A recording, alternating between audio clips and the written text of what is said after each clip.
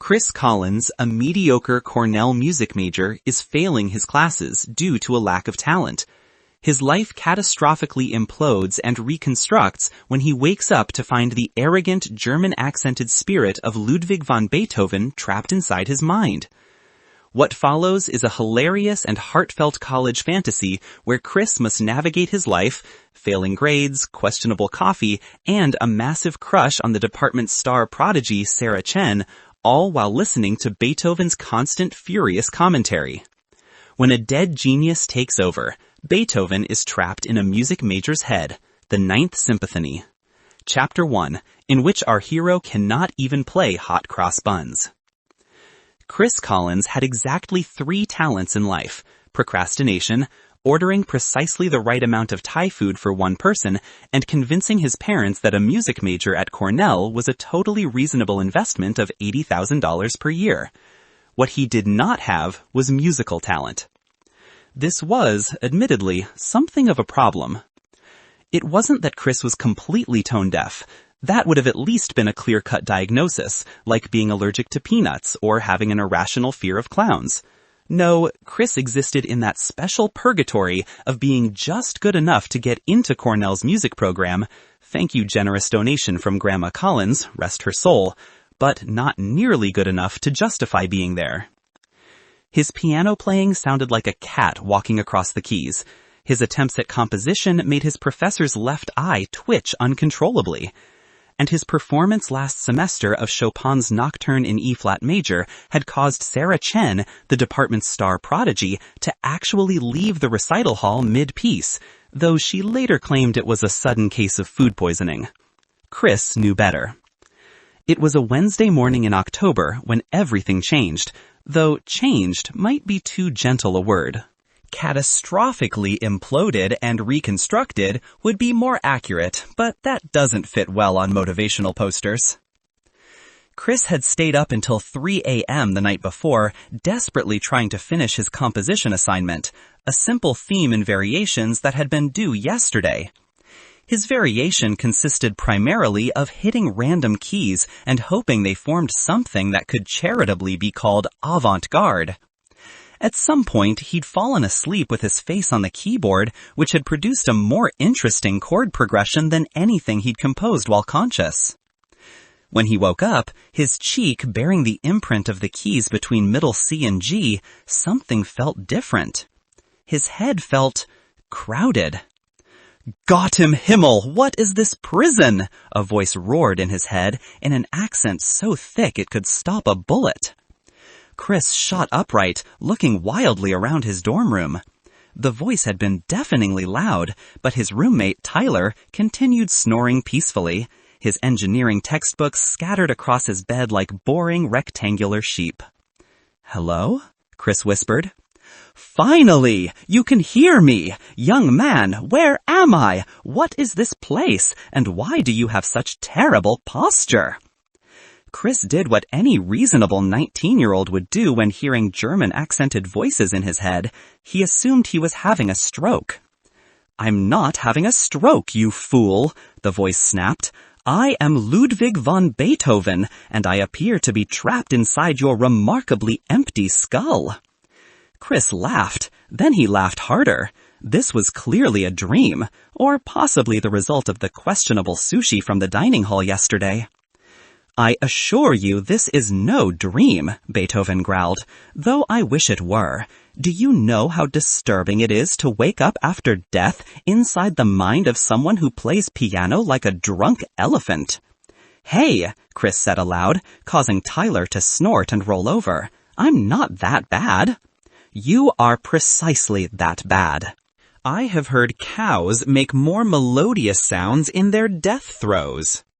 This was, Chris had to admit, a remarkably specific and well-informed hallucination. He stood up, wobbling slightly, and made his way to the bathroom mirror. He looked the same, shaggy brown hair that desperately needed cutting, green eyes that were definitely bloodshot, and the faint shadow of a barely there beard that he insisted made him look artistic, but really just made him look like he'd forgotten how mirrors worked. "This is impossible," Chris muttered. You think this is difficult for you? Beethoven shot back. Imagine my perspective. I died, peacefully I might add, after a life of brilliant composition, and now I wake to find myself sharing consciousness with someone who thinks Chopin is pretty okay and that Mozart is too fancy. I never said that about Mozart. You thought it last week during music history. Chris froze. He had thought exactly that. Oh my God, he whispered. You're real. Of course I am real, Beethoven bellowed. Now sit down before you faint like a Gothic maiden. We need to discuss our situation. Chapter 2, in which Beethoven discovers Spotify and is not impressed.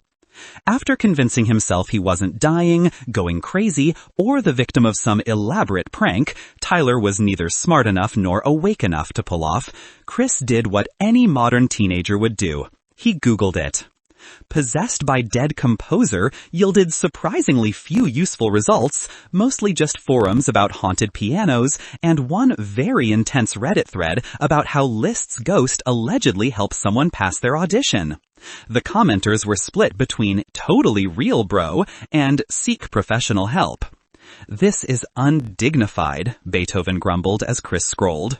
In my day, if you had a problem, you wrote an upset letter or composed something furious in a minor key.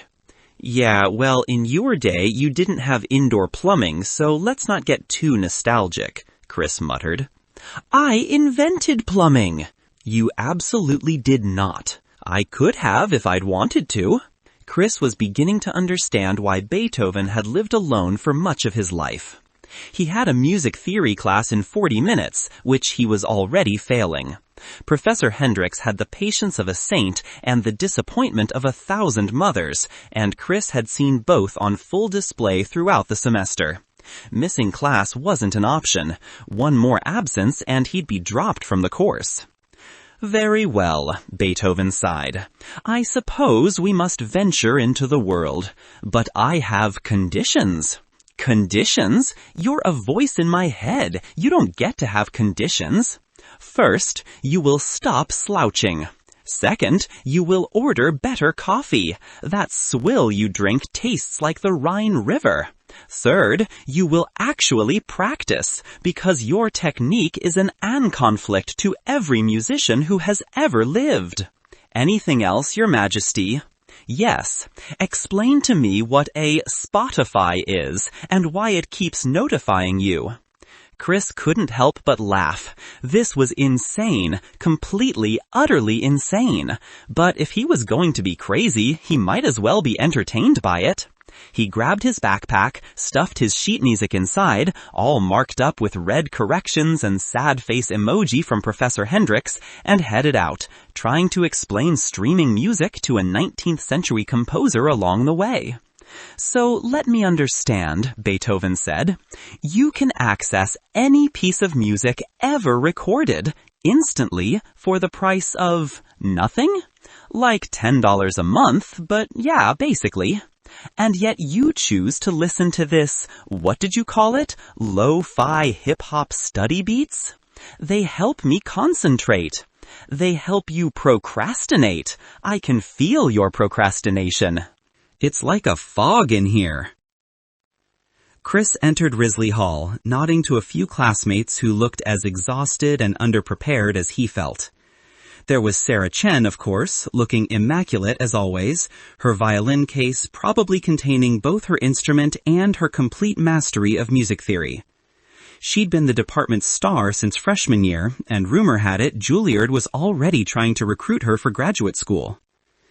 She was also, inconveniently, the most beautiful person Chris had ever seen, and the only person whose opinion of his musical ability somehow mattered more than his professors. Good morning, Chris, she said politely, in the tone one might use to greet a distant acquaintance or a particularly well-behaved dog. Morning, Sarah, he managed, trying not to sound like a complete idiot. Who is this? Beethoven asked with sudden interest. None of your business, Chris thought back. Oh, you admire her. How delightful. Does she know you exist? I hate you. She's quite lovely. Excellent posture. Tell her. I'm not telling her anything. Sarah gave him a strange look, and Chris realized he'd said that last part aloud. Sorry, he mumbled. Talking to myself. Composition problems. Right, Sarah said slowly, backing away slightly. Well, good luck with that. Smooth, observed. Truly, you are a master of romance. I will find a way to evict you from my brain, Chris threatened silently. Professor Hendricks entered the classroom, looking as he always did, exhausted, caffeinated, and deeply concerned about the state of musical education. He was in his 50s, with wild gray hair that suggested he'd either just woken up or been conducting something very intense, and he had the air of a man who'd once had dreams and then met his students. Good morning, class, he said, setting down his coffee with the careful precision of someone handling nitroglycerin. I've graded your theme and variations assignments. A collective groan went through the room. Before I return them, I want to remind you all that composition is a skill that improves with practice, patience, and, he looked directly at Chris, actually completing the assignment before the due date. Oh dear, Beethoven murmured. Professor Hendricks began distributing papers, offering quiet comments to each student. Sarah received hers with a satisfied nod. Of course she did. When he reached Chris's desk, Professor Hendricks simply placed the paper down without comment, which was somehow worse than any criticism could have been. Chris looked at the grade. C. Generous, Beethoven noted. The comments were devastating. Lacks coherent structure. Harmonic progression unclear. Did you fall asleep on your keyboard? Seriously, Chris, are you okay? Today, Professor Hendricks announced, we're going to discuss advanced harmonic theory and its application in Romantic-era composition. Can anyone tell me the significance of the Neapolitan sixth chord in Beethoven's Pathetic Sonata? Sarah's hand shot up immediately. Yes, Sarah. The Neapolitan sixth in the Pathetic serves as a chromatic alteration that intensifies the emotional drama, particularly in the development section of the first movement. Beethoven uses it to create tension that resolves through a series of diminished sevens. Actually, Beethoven suddenly roared in Chris's head, she's missing the entire point. What? Chris thought back. The Neapolitan wasn't just for emotional drama, though yes, I am very dramatic, this is known. It was about subverting expectations. The audience expected resolution, and I gave them uncertainty. Tell her, tell them all. I'm not, tell them. To Chris's absolute horror, his hand shot up. Professor Hendricks blinked in surprise. Chris never participated. Yes, Chris? The Neapolitan sixth was, Chris heard himself saying, but the words weren't quite his own. They were flowing, confident, backed by absolute certainty. It wasn't just about drama, it was about structural rebellion. Beethoven was dismantling the classical form from inside, using chromaticism as a weapon against predictability. The classroom fell silent. Professor Hendricks's coffee cup paused halfway to his mouth. The Pathetic isn't emotional manipulation, Chris continued, Beethoven's thoughts flowing through him like water. It's architectural revolution. Every chromatic chord is a brick thrown through a window of expectation. Sarah was staring at him. Professor Hendricks was staring at him. Everyone was staring at him. That's, Professor Hendricks said slowly, actually a remarkably sophisticated analysis. Chris, have you been doing additional reading? Sure, Chris said weakly. Lots of reading. So much reading. You can't read, Beethoven observed. I've seen your thoughts. You can barely read text messages. Chapter 3, in which our hero becomes accidentally competent. The rest of class passed in a blur. Every time Professor Hendricks asked a question, Beethoven would get excited and start lecturing inside Chris's head about proper harmonic theory, compositional integrity, and how that fool Mozart had influenced everything. with what Chris detected was grudging respect beneath the conflicts. By the time class ended, Chris had participated more than he had in the entire semester combined. Professor Hendricks had looked at him with something approaching hope. Sarah had given him several confused glances, and Chris himself felt like he'd run a marathon entirely in his brain. "That was exhilarating," exclaimed as Chris stumbled out of the classroom. "Finally, someone is listening to my ideas. Even if that someone is you, and you don't understand half of what I'm saying." "I need lunch," Chris muttered, "and possibly therapy." "What you need is practice. Your technique is abysmal. When is your next piano session?" "I was planning to skip it." "Absolutely not." Chris found himself walking toward the practice rooms, even though his body clearly wanted to head toward the dining hall. It was like being a passenger in his own life, which was unsettling in a way he didn't have the vocabulary to explain. The practice rooms in Lincoln Hall were small, soundproofed boxes that smelled of rosin and desperation. Chris claimed an empty one, sat at the piano, and stared at the keys with the same enthusiasm one might show a dental appointment. "Play something," Beethoven commanded. "Like what?" "Anything. Your scales, a simple etude, chopsticks, anything that will help me assess exactly how dire our situation is." Chris attempted a C major scale. It was not his finest work. Several notes stuck, his thumb crossing was more of a thumb collision, and he was pretty sure scales weren't supposed to sound quite so much like someone tumbling downstairs. "Dear God," Beethoven whispered, "it's worse than I thought." "Thanks for the encouragement." "No, you don't understand. I have experienced deafness. I have experienced poverty. I have experienced bad reviews from critics who wouldn't know genius if it bit them on their powdered wigs. But this is suffering." "You know what? Fine. You think you can do better? You try." "I am a disembodied spirit trapped in your neural pathways. I cannot simply try." "Then stop criticizing." They argued for several minutes, which must have looked absurd. Chris sitting at a piano, apparently yelling at thin air. But then something strange happened. "Wait," Beethoven said suddenly. "Try something. Relax your mind.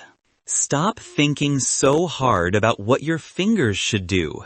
That's literally the opposite of helpful advice. "Just trust me. Clear your thoughts." Chris sighed but complied. He closed his eyes, took a deep breath, and tried to empty his mind of everything. His failing grades, his embarrassing attempt to talk to Sarah, his growing concern about his mental health. "Now," Beethoven said softly, "play the C scale again, but don't think about playing it. Let us simply do it." Chris placed his fingers on the keys, and then something remarkable happened. His fingers moved, but they moved with a grace he'd never possessed. The scale flowed, each note crisp and clear, his thumb crossing perfectly, his wrist loose and controlled. It was like watching someone else's hands on his arms. He opened his eyes in shock, breaking the connection, and the playing immediately returned to its usual catastrophic state. "What was that?" he gasped.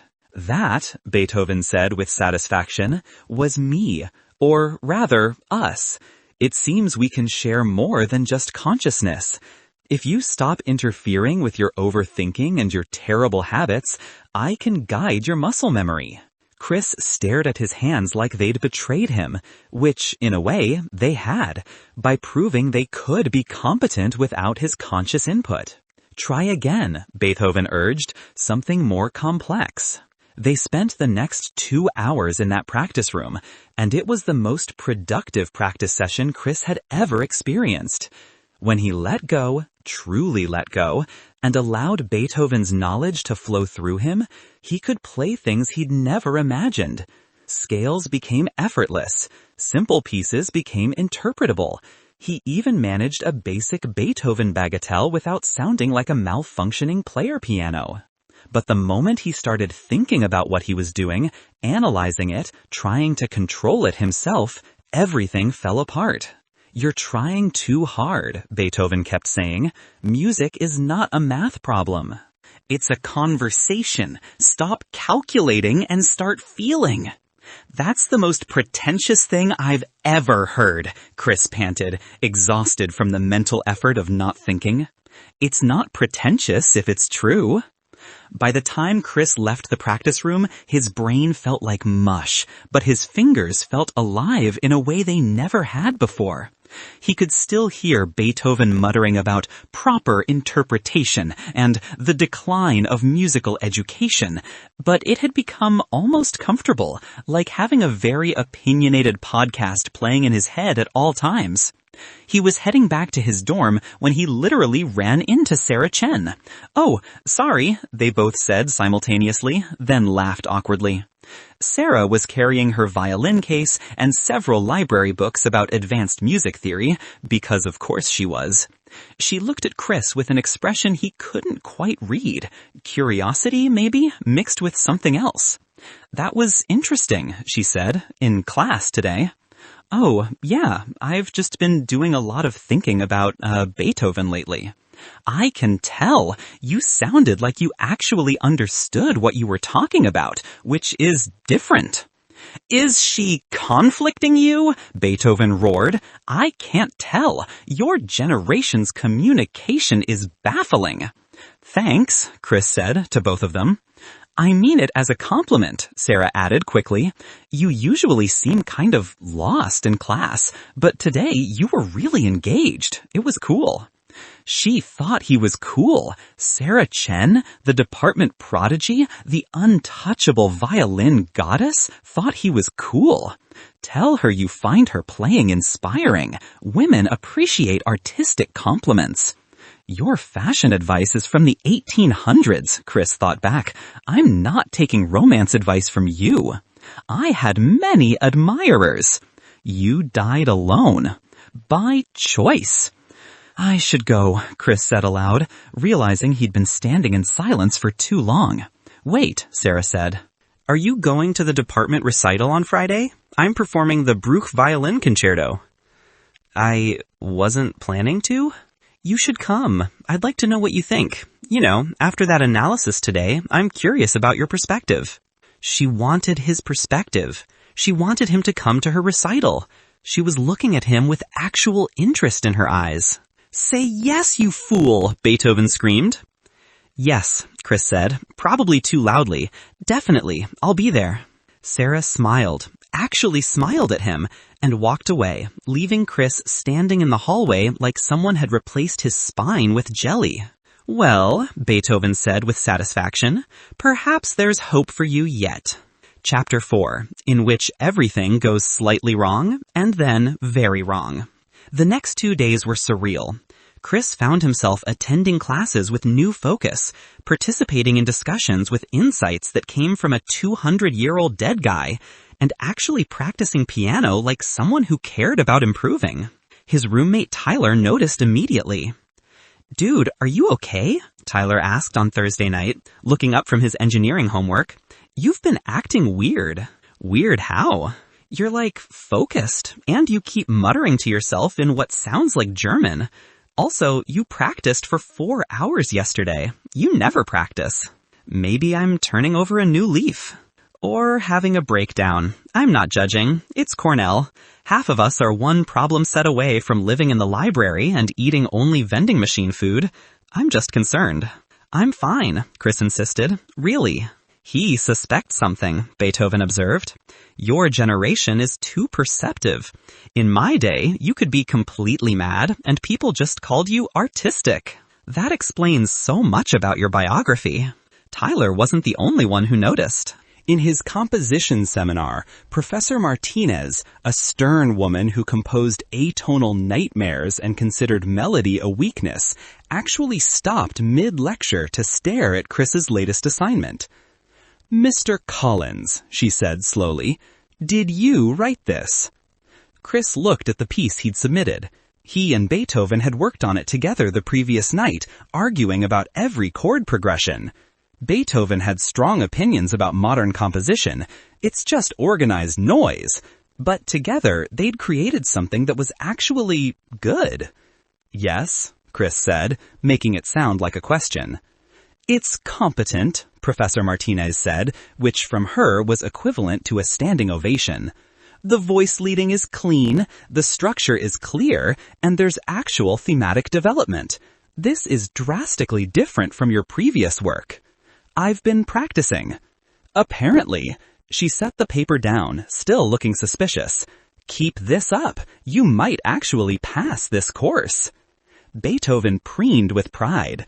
See, quality will always be recognized. You do realize she called it competent, not genius, right? One must start somewhere. Friday arrived with alarming speed. Chris had managed to avoid a complete mental breakdown, had actually submitted all his assignments, and had even exchanged 3 whole sentences with Sarah in music history that didn't involve him sounding like a malfunctioning robot.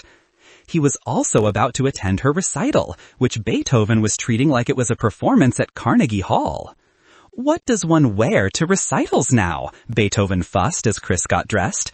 In my time, we had proper concert attire. You people dress like you've just finished a casual stroll through the park. It's a student recital, not a royal coronation. All music is royal. Treat it with respect. Chris settled on jeans and a button-up shirt, his most formal outfit that didn't look like he was trying too hard. He even combed his hair, which caused Tyler to ask if he was going to a job interview or joining a cult.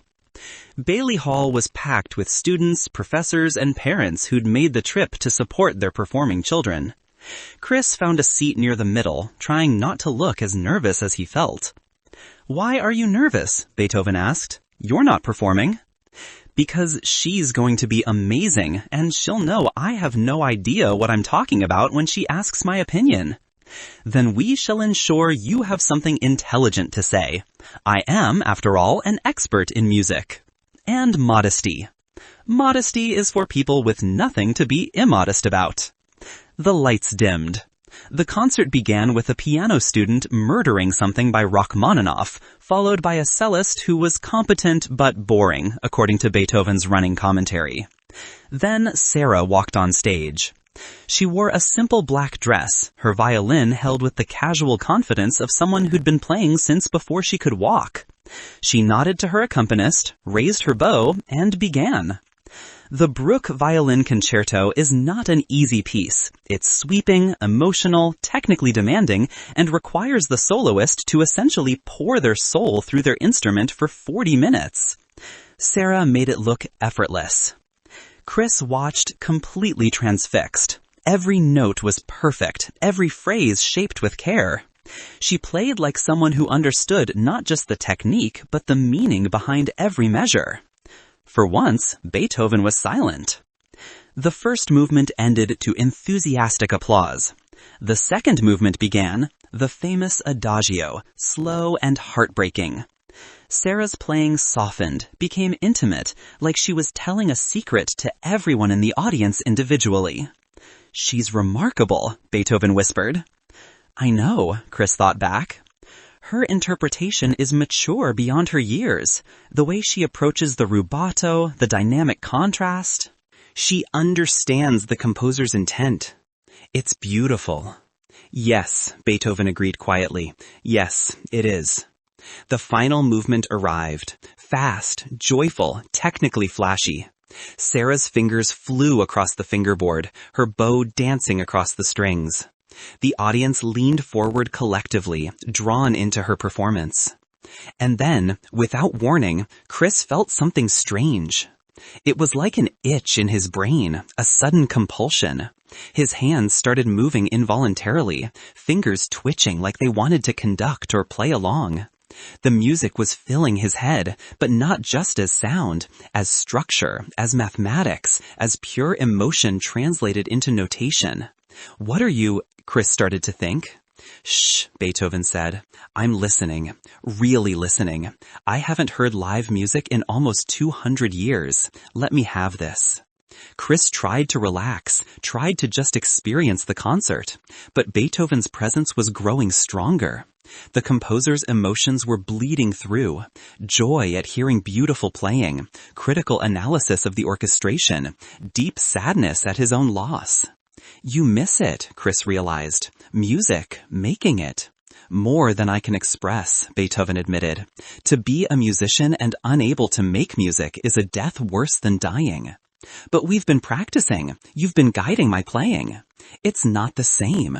It's borrowed, filtered through your clumsy technique and limited understanding. No offense. Some taken. Sarah reached the finale's climax, a series of runs that were technically insane and musically brilliant. The audience erupted in applause even before she'd finished, the energy in the room electric. Chris clapped until his hands hurt, standing with everyone else. Sarah bowed, smiling with genuine happiness, and her eyes scanned the crowd until they found Chris. She smiled at him specifically. "Oh no," Beethoven said. "Oh no, no, no." "What? What's wrong?" "I know that look. I've seen it 1,000 times in 1,000 different contexts." That's the look of someone who wants validation, who wants to know what you thought, who values your opinion. That's a good thing, isn't it? Not when your opinion is influenced by a dead composer with very strong feelings about proper interpretation. What if I disagree with her choices? What if I'm too harsh? What if... "You're panicking," Chris observed. "The great Ludwig van Beethoven is panicking over a college student's opinion. I am not panicking. I am strategically concerned." After the concert, there was a reception in the lobby. Cheap wine and cheese that tasted like rubber, surrounded by proud parents and relieved performers. Chris tried to blend into the wall, suddenly convinced that talking to Sarah was a terrible idea.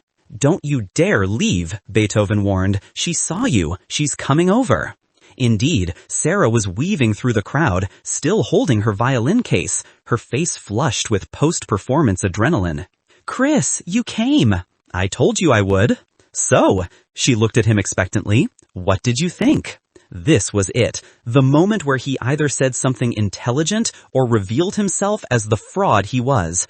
Chris took a breath, started to speak, and found that Beethoven had suddenly taken a more active role in his vocal cords. "Your technique is flawless," Chris heard himself saying, "but technique isn't what made that performance memorable. You understood the emotional architecture of the piece, not just what Bruch wrote, but why he wrote it. The adagio wasn't just slow, it was searching. You played it like a question, not an answer." Sarah blinked. "That's exactly what I was going for. How did you—" "The third movement was perhaps slightly rushed in the middle section," Chris Beethoven continued. "You were so focused on the technical demands that you lost some of the playfulness. It's meant to be joyful, almost reckless. But that's a minor criticism. Overall, it was an exceptional performance." Sarah was looking at him with an expression Chris couldn't decode. Surprise, definitely, but also something more complex. "Who are you?" she asked, but she was smiling. "Seriously, Chris Collins, who are you?" "Just someone who appreciates good music," Chris managed, wrestling back control from Beethoven. "I'm someone who appreciates good music," Beethoven corrected. "You're someone who occasionally plays recognizable melodies." Sarah laughed at whatever expression crossed Chris's face. "You want to get coffee? The reception wine is terrible, and I'm too wired to sleep. We could talk more about music, about interpretation."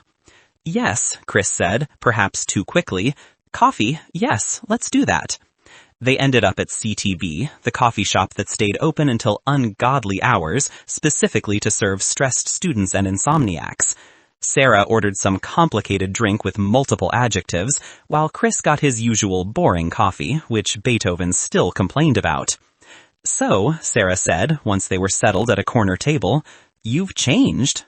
"Changed how?" "You're different than you were a week ago. More confident, more knowledgeable. What happened?" Chris panicked. "I just started taking things more seriously?"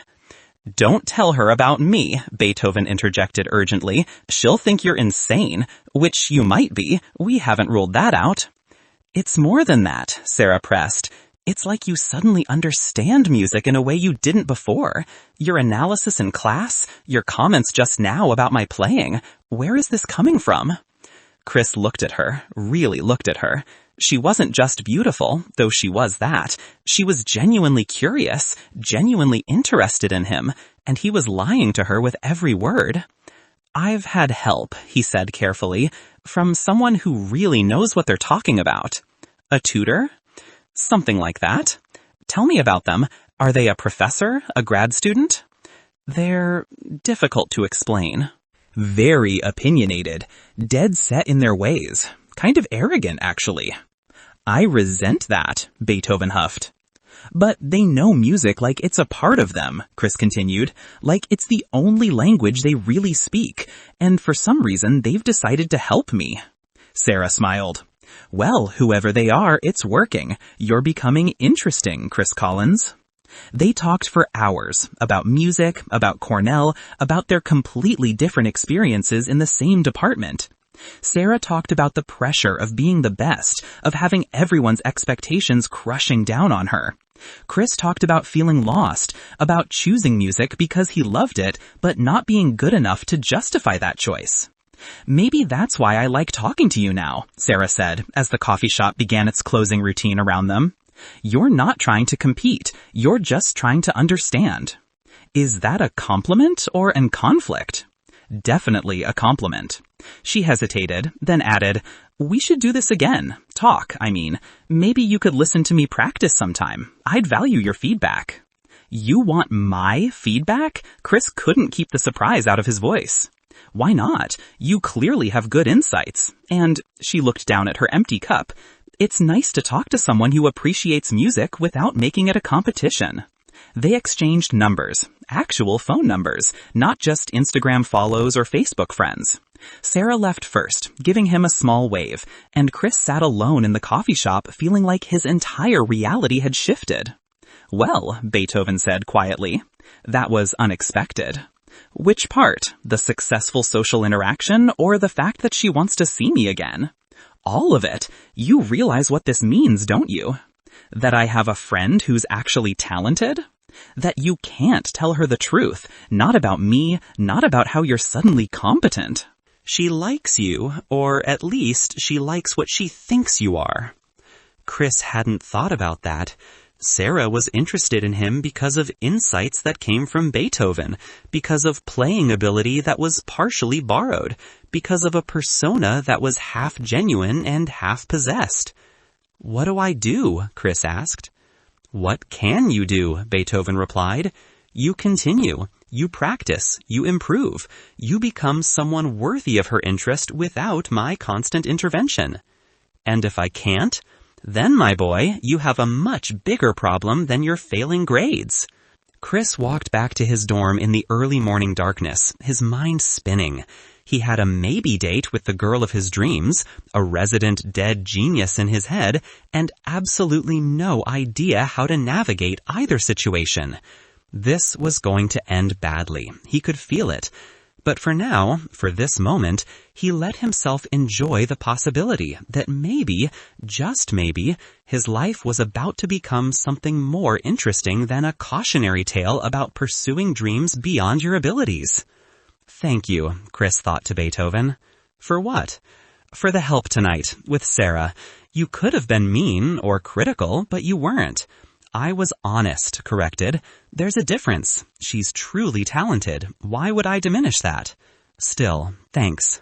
"You're welcome," Beethoven said gruffly. "Now go to sleep. We have much work to do.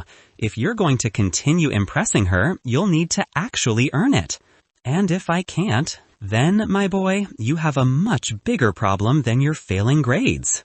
Chris walked back to his dorm in the early morning darkness, his mind spinning.